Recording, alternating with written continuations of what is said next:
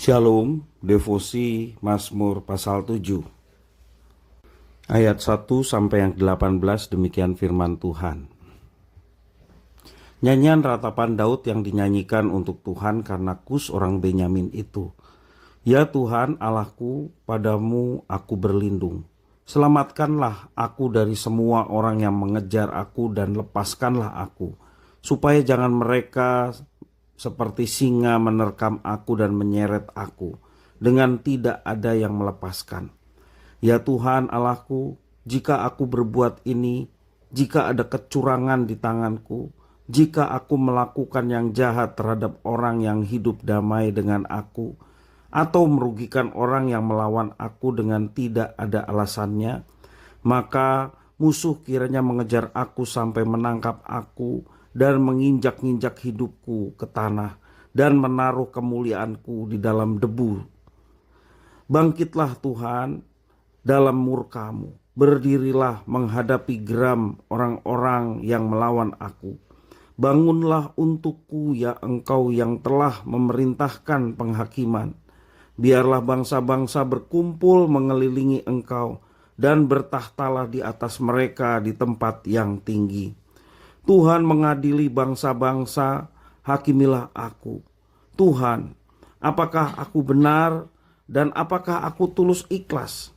Biarlah berakhir kejahatan orang fasik, tetapi teguhlah orang yang benar. Engkau yang menguji hati dan batin orang, ya Allah yang adil. Perisai bagiku adalah Allah yang menyelamatkan orang-orang yang tulus hati. Allah adalah hakim yang adil dan Allah yang murka setiap saat. Sungguh kembali ia mengasah pedangnya, melentur busurnya dan membidik. Terhadap dirinya ia mempersiapkan senjata-senjata yang mematikan dan membuat anak panahnya menjadi menyala. Sesungguhnya orang itu hamil dengan kejahatan. Ia mengandung kelaliman dan melahirkan dusta. Ia membuat lubang dan menggalinya, tetapi ia sendiri jatuh ke dalam pelubang yang dibuatnya. Kelaliman yang dilakukannya kembali menimpa kepalanya, dan kekerasannya turun menimpa batu kepalanya. Aku hendak bersyukur kepada Tuhan karena keadilannya, dan bermazmur bagi nama Tuhan yang maha tinggi. Demikian firman Tuhan. Kita mungkin pernah diperlakukan secara tidak adil, dan itu menyakitkan. Besar hasrat hati untuk membalas, tetapi dalam hasrat yang menggebu itu ada bisik hati yang mengingatkan bahwa ditegakkannya keadilan adalah bagian dari kedaulatan Tuhan. Pemazmur pun mengalami ketidakadilan.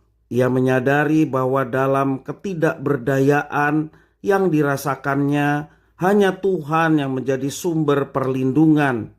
Di dalam Tuhan ada keselamatan sejati. Menariknya, pemazmur juga melakukan introspeksi diri di dalam ayat 4 sampai yang ke-6. Apabila ia juga melakukan kelaliman dan ketidakadilan, Tuhan juga akan menimpakan hukuman kepadanya. Seringkali kita menganggap bahwa pihak lain berbuat tidak adil. Tetapi pada saat yang sama, pernahkah kita bertanya, apakah kita telah berlaku adil dan penuh kasih kepada sesama? Jangan-jangan kita melakukan hal yang sama. Tuhan memang penuh kasih, tetapi Ia juga maha adil. Di dalam Mazmur yang kita baca pada hari ini, menggambarkan bagaimana Tuhan sebagai hakim yang adil. Orang benar yang dibelanya, sementara orang lalim akan mendapat ganjarannya.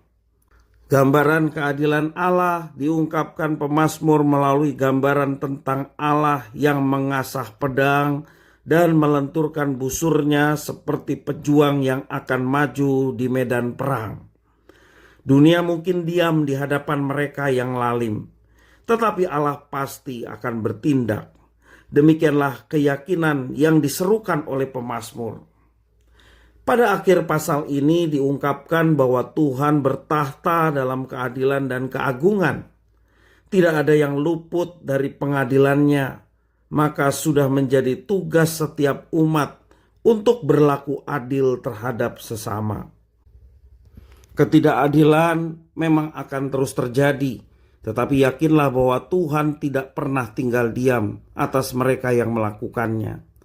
Maka dari itu penting bagi orang percaya untuk tidak ikut dalam arus dan godaan dunia yang membenarkan, apalagi melazimkan perilaku tidak adil dan manipulatif terhadap sesama. Jika kita tahu rasanya diperlakukan secara tidak adil, sudah seharusnya kita senantiasa berlaku adil kepada sesama dan memperjuangkan keadilan itu. Tuhan Yesus memberkati.